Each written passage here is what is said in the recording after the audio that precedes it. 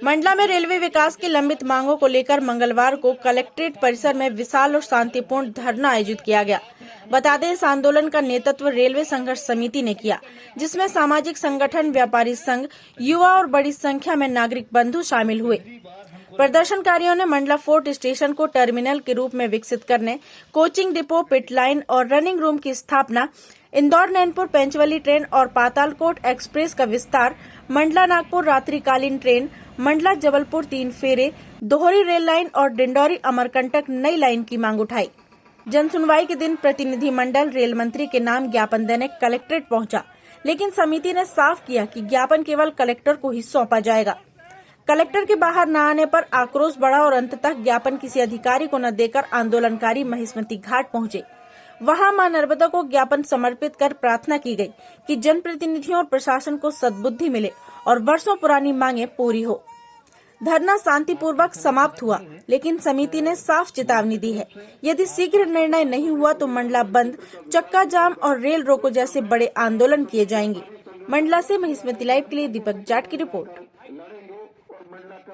देखिए, हम लगातार कई वर्षों से रेल के सुविधाओं की मांग करते हुए आंदोलन कर रहे हैं, लेकिन निश्चित रूप से आज ये साबित हो गया कि हमारा जनप्रतिनिधित्व जो है इस जिले का, इस लोकसभा क्षेत्र का, वो बहुत कमजोर है। इस कारण हमें सफलता नहीं मिल रही है। देखिए क्या है, नैनपुर एक ऐसा स्टेशन है कि जो उत्तर भारत के क्षेत्रों को जोड़ता है और हमारा स्टेशन 1909 से है और यहाँ छोटी लाइन में काफ़ी सुविधा थी और ब्रॉडगेज के बाद ऐसा भरोसा दिलाया गया था कि हम आपको ज़्यादा सुविधाएं देंगे और ज़्यादा रेलगाड़ियां देंगे। आज विकास का युग है और विकास के लिए रेल बहुत ज़रूरी है, इसलिए मंडला से रेल जरूरी है। आसपास कहीं रेल चल रही है तो उससे मंडला का कोई विकास नहीं होगा।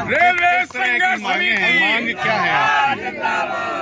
हमारी मुख्यतः 2 मांगे हैं। एक मांग जो है वो रेलगाड़ी संचालन की है, दूसरी स्थायी रचना के निर्माण की है, जिसमें रेलवे लाइन है और स्टेशन में पिट लाइन, स्टबलिंग लाइन और एक कोचिंग डिपो की है। यदि ये सुविधा मिल जाती है तो स्वाभाविक है मंडला से पूरे हिंदुस्तान को रेलगाड़ियां संचालित होंगी।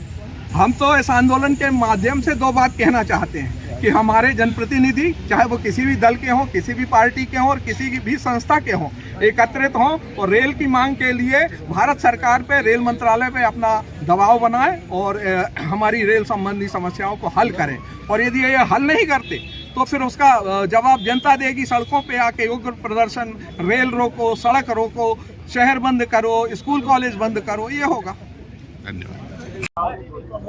मंडला रेल का विकास, अब मंडला के स्वाभिमान की लड़ाई हो गई है और ये स्वाभिमान इसलिए कि अब किसी भी स्थिति में मंडला के विकास, मंडला के संपूर्ण विकास में मंडला के रेल का विकास बहुत महत्वपूर्ण है।